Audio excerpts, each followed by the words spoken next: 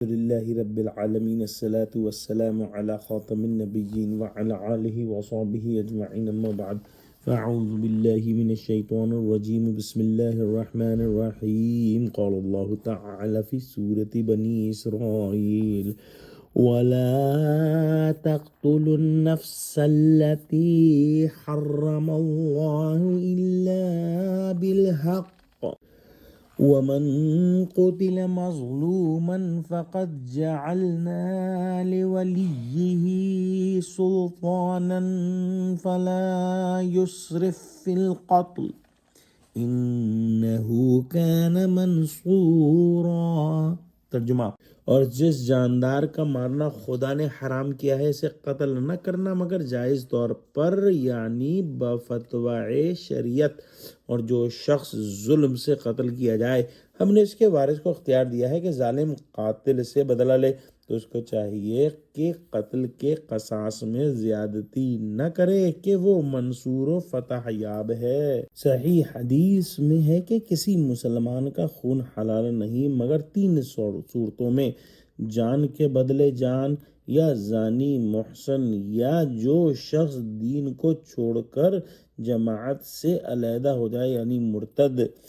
ان کے قتل کی جو ہے شریعت میں اجازت ہے، لیکن اللہ سبحانہ و تعالی نے اس کے علاوہ اگر کوئی مسلمان کو قتل کرے تو اولیاء مقتول کو اختیار دیا ہے کہ حکومت سے کہہ کر خون کا بدلہ لیں، لیکن بدلہ لیتے وقت حد سے نہ گزریں۔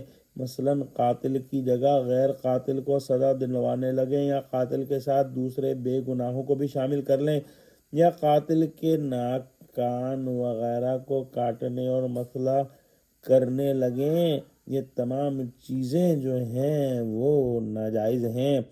اللہ سبحانہ و تعالی نے اس کی مدد کی کہ بدلہ لینے کا حق دیا، اور حکام جو تھے ان کو امر فرمایا کہ حق دلوانے میں کمی نہ کریں، بلکہ ہر کسی کو لازم ہے کہ خون کا بدلہ دلانے میں مدد کرے، نہ یہ کہ الٹا قاتل کی حمایت کرنے لگے۔ اور وارث کو بھی چاہیے کہ ایک کے بدلے 2 نہ ماریں، یا قاتل ہاتھ نہ لگا تو اس کے بیٹے بھائی کو نہ مار ڈالے جیسے جاہلیت میں رواج تھا۔ ان تمام جاہلیت کی رسومات کو اسلام نے آ کر ختم کر دیا اور ایک عادلانہ نظام قائم کر دیا، جہاں نہ صرف مقتول کے حقوق کا خیال رکھا گیا ہے بلکہ قاتل کے حقوق کا بھی خیال رکھا گیا ہے کہ اس پر بھی زیادتی نہ کی جائے۔